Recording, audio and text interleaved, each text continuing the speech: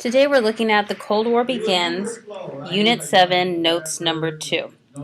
And I'm recording this in my office while the MAID presentation is happening because I have to do it today. So I apologize if it's a little bit loud. So Unit 7, Notes Number 2. The roots of the Cold War. Since the early 1920s, the U.S. had viewed the Soviet Union as a potential enemy. Americans feared the spread of communist ideals. So, democracy, capitalism doesn't match up with communism and socialism. They're very contrast. Many people see communism as a threat to democracy and to our way of life. Following World War II, the U.S. and the Soviet Union enter into an era of high tension and bitter rivalry known as the Cold War. So with the Cold War, it lasted from right after World War II in 1945 until about the fall of the Soviet Union in 1990. So it's a long period, and we never had any direct confrontations with the Soviet Union. Um, it was characterized with other wars like the Korean War, the Vietnam War, where we are each taking sides, but the U.S. and the Soviet Union never fight directly. But it's more of this competition to see which ideology, democracy and capitalism, or socialism and communism, which one is going to create the better country and thrive. So, unlikely allies. During the war, Stalin distrusted the U.S. and Great Britain because they took so long to open up a second front in Europe. He took it very personal, feeling that the U.S. wanted to see his troops do more work, take on more casualties, when that wasn't necessarily the case. The U.S., our troops were not trained well enough to enter into Europe and fight. The creation of the atomic bomb also created more distrust between the two groups. Stalin thought that because we were allies with the Soviet Union, that the U.S. should have told him that we had this type of weapon, given him more advance notice about it. Soviet spies, however, managed to steal plans for the bomb and delivered them to Soviet scientists. So the Soviets soon created their own weapon, and so now we each have this atomic weapon, could potentially use it against each other. Control over Eastern Europe. After World War II, the biggest fear that the U.S. and Great Britain had was that Stalin would gain control over Eastern Europe.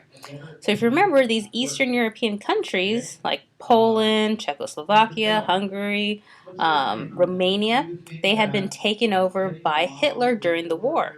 So when they were liberated by Soviet troops.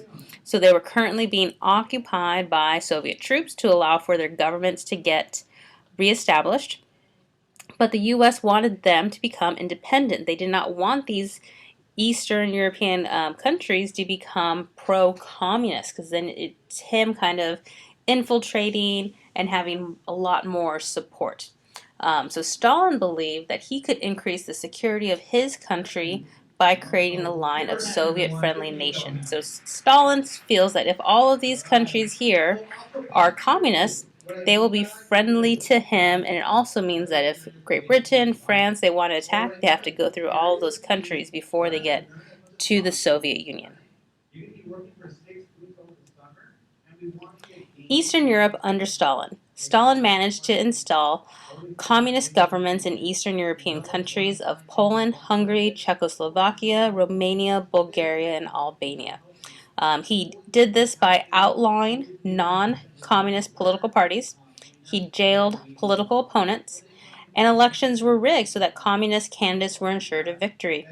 So one thing Stalin had agreed to, he promised that those countries would be allowed fair elections, free elections, but he did not abide by that. He made it so that Communist Party candidates would win, thus having their allegiance to him. So these governments were now under the direct control of Stalin and the Soviet Union, exactly what the U.S. and Great Britain did not want to happen.